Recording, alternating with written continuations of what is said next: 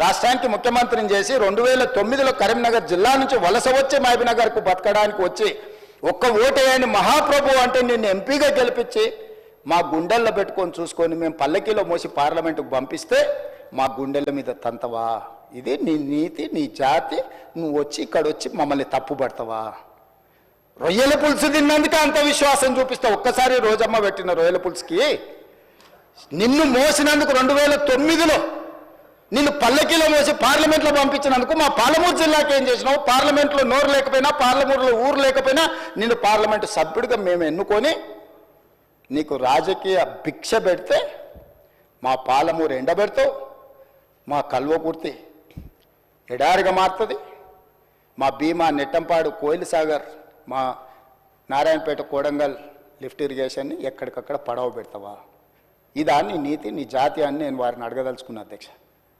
అందుకే అధ్యక్ష ఇవాళ జూరాల నుంచి నీళ్లు తీసుకొని ఉంటే శ్రీశైలం వెనుక జలాలను మనం తీసుకోవాలన్న కుట్ర కేవలం కాంట్రాక్టర్ల కమిషన్ల కక్కుర్తిపడి అమ్ముడు పోకపోయిన ఉంటే ఇవాళ బాజాప్తా రోజుకు 5-6 టీఎంసీలు ఇక్కడ నుంచి మనం తరలించుకుంటే రాయలసీమ కాదు ఆంధ్రప్రదేశ్లో ఎవరున్నా గిలగిలలాడి మన ముందల మొకరిల్లేవాళ్ళు. ఇవాళ ఆయన వచ్చి నిస్సిగ్గుగా శ్రీశైలం లెఫ్ట్ బ్యాంక్ రావట్లేదు, రైట్ బ్యాంకులో నీళ్లు పోతూనే ఆంధ్రప్రదేశ్ తీసుకెళ్తుందని సిఆర్పిఎఫ్ బలగాలు ఏ రోజు వచ్చినాయి అధ్యక్ష? మీరు ఉన్నప్పుడు రాలేదా? మీరున్నప్పుడు ఆంధ్రప్రదేశ్ పోలీసులు వచ్చి తెలంగాణ పోలీసులు అక్కడ ఉన్న సిబ్బందిని తన్నిపోలేదా? మీకు అసలు పౌరుషం ఉందా? మీలో చీము రక్తం ఉందా?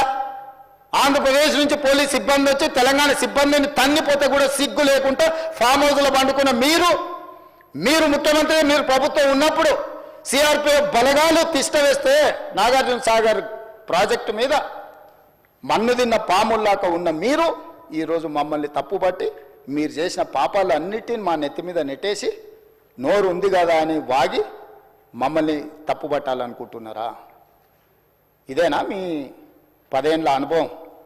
ఈ అనుభవంతోనేనా మీరు మమ్మల్ని అందరినీ ప్రజల్ని మోసం చేసినట్టు సభలో కూడా సభను తప్పుదో పట్టించాలని ఆలోచన చేసేదని నేను అడుగుతున్నా అధ్యక్ష. అందుకే ఈరోజు ఈ ప్రాజెక్టులన్నీ పూర్తి చేయాలి యుద్ధ ప్రాతిపదికన. మీరు అప్పులు తప్పులు చేసి ఇక్కడ కొంప ముంచిపోతే కూడా దాన్ని చక్కదిద్దుకుంటూ ఒకటొకటిగా పరిష్కరించుకుంటూ ఆ ప్రాజెక్టులను ఎట్లయినా పూర్తి చేయాలని నిన్న మొన్న సీతారామ సాగర్లో మా తుమ్మల నాగేశ్వరరావు గారు, మా ఉత్తమ్కుమార్ రెడ్డి గారు, ఆ జిల్లా మంత్రులందరూ కష్టపడి అక్కడ ప్రాజెక్టులను ఒక కొలికి తెచ్చే ప్రయత్నం చేస్తారు. పాలమూరు రంగారెడ్డి ఎత్తిపోతల్ని చేయాలనుకుంటున్నాం. శ్రీశైలం లెఫ్ట్ బ్యాంక్ కెనాల్ని మేము వచ్చిన తర్వాత 10 ఏళ్ళు నువ్వు పడవ పెడితే మళ్ళీ ప్రారంభించినాం. అనుకోకుండా ఒక ప్రమాదం జరిగింది అధ్యక్ష. ప్రమాదం జరిగి ప్రజలు చచ్చిపోతే, అక్కడ ఉన్న కార్మికులు చచ్చిపోతే సానుభూతి చూపించాలి, కుటుంబాలను ఆదుకోవాలి, కుటుంబాలను పరామర్శించాలి. కానీ పైశాచిక ఆనందం ఏంది అధ్యక్ష? ఎవరు చచ్చిపోయినా తండ్రి కొడుకు మామ అల్లుళ్ళు కలిసి డాన్సులు చేస్తారు అధ్యక్ష. పంట ఎండిపోతే కథం, అసలు వాళ్ళ పైశాచిక ఆనందానికి పరాకాష్ట అయిపోయింది అధ్యక్ష. ఎక్కడ ఏ ప్రమాదం జరిగి తెలంగాణ ప్రజలకు నష్టం జరిగినా, తెలంగాణ రైతుల పంటలు ఎండిపోయినా, తెలంగాణలో కార్మికులు చచ్చిపోయినా, తెలంగాణలో విద్యార్థులు చచ్చిపోయినా, తెలంగాణలో పాఠశాలలో ఏదైనా చిన్న సంఘటన జరిగినా వాళ్ళ కళ్ళల్లో మెరుపు చూడు అధ్యక్ష. దాచుకున్నా దాగుతలేదు వాళ్ళ ఆనందం. అసలు అంటే ఇట్లా మనుషులు చనిపోతే పైశాచిక ఆనందం ఇట్లా ముఖంలోనే కొట్టొచ్చినట్టుగా అనిపించేటోళ్ళని ఎప్పుడైనా మీరు చూసిండ్రా అధ్యక్ష? ఆఫ్రికా అడవులో మనుషులను బిక్క తినటోళ్ళని చూసినామని విన్నా. ఈడీ ఆమీన్ ఏదది ఉగాండాకు అధ్యక్షుడు ఉండే అధ్యక్ష ఈడీ ఆమీన్ అని. ఆయన మనుషుల్ని కోసి ఫ్రిడ్జ్లో పెట్టుకొని కొంచెం తీసి ఫ్రై చేసుకొని తినటోడు అని అంటే సినిమాలు చూస్తే నాకు ఆశ్చర్యం అనిపించింది, ఇట్లా కూడా ఉంటారా అని. ఇప్పుడు నిజం చేస్తున్నారు అధ్యక్ష. ఇక్కడ వీళ్ళు ఈడీ అమీన్తో పోటీ పడుతున్నారు అధ్యక్ష వీళ్ళ పైశాచిక ఆనందంలో. ఇది మంచిది కాదు అధ్యక్ష. తెలంగాణకు 25 ఏళ్ళు మీరు పార్టీ పెట్టి ప్రజలు ప్రతిసారి మిమ్మల్ని ఆదరించారు, అవకాశం ఇచ్చారు. ఆనాడు రాజశేఖర రెడ్డి గారు, చంద్రబాబు నాయుడు గారు, కేంద్ర ప్రభుత్వాలు కూడా మిమ్మల్ని ఓడించాలని చూసిన ప్రజలు మిమ్మల్ని గెలిపించారు.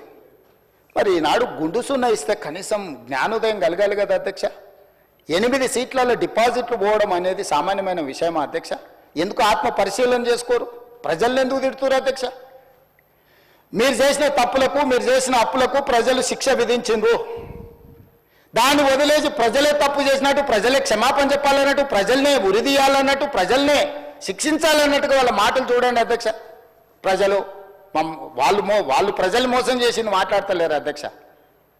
ప్రజలను తిట్టేది ఏంది అధ్యక్ష? ప్రజలు విఘ్నులు. ఎప్పుడు ఎవరికి ఏమి ఏ రకంగా చెప్పాలనో ఇండికేట్ చేయాలనో ఇండికేట్ చేస్తారు అధ్యక్ష. భూకంపం కూడా ఒకటేసారి అది అధ్యక్ష. ఫస్ట్ కొంచెం కదిలి మళ్ళీ కొంచెం ఆగి కొంచెం కదిలి తర్వాత భూకంపం వద్ద అధ్యక్ష. తుఫాన్ ముందలు కూడా ఒక ప్రశాంతత కనిపిస్తుంది అధ్యక్ష. తెలంగాణ సమాజం కూడా తుఫాన్ ముందు ప్రశాంతత లాగా 2022 నుంచి 23 నుంచి వరుసగా అట్లా చూపిస్తూనే ఉన్నారు వాళ్ళ గంభీరత్వాన్ని.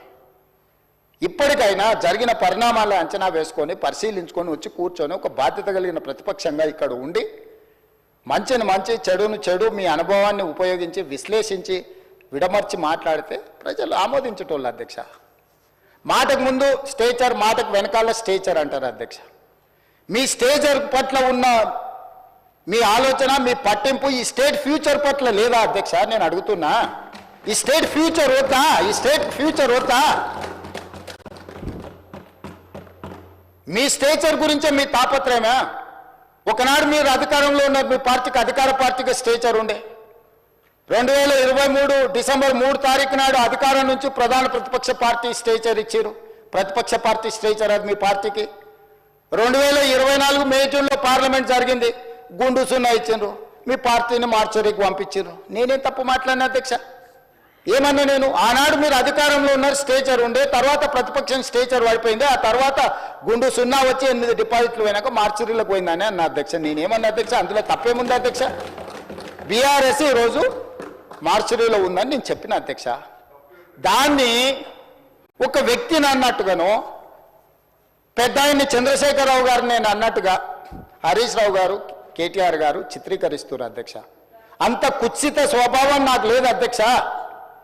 చంద్రశేఖరరావు గారి దగ్గర ఉన్న కుర్చీని 4 కోట్ల తెలంగాణ ప్రజలు గుంజుకొని నన్ను తెచ్చి ఇక్కడ కూర్చోబెట్టారు అధ్యక్ష. ఇంకేముంది అధ్యక్ష చంద్రశేఖరరావు గారి దగ్గర నేను తీసుకోవడానికి? వారి దగ్గర ఉన్నది ప్రధాన ప్రతిపక్ష హోదా.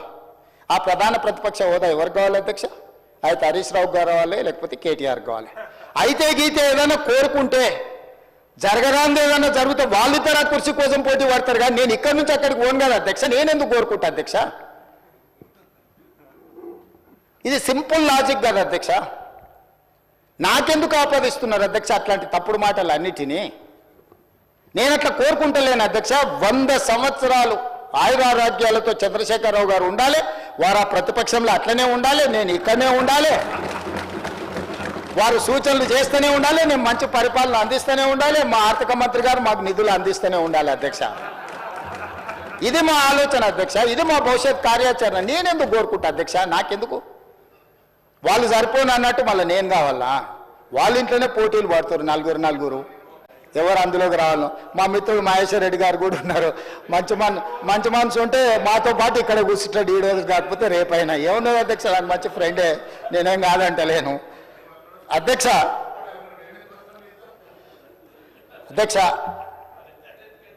10 సంవత్సరాల వాళ్ళ పరిపాలనలో ఈ తెలంగాణ రైతాంగానికి జరిగిన సంక్షేమం కానీ అభివృద్ధి కానీ చేసిన రుణమాఫీ కానీ లేకపోతే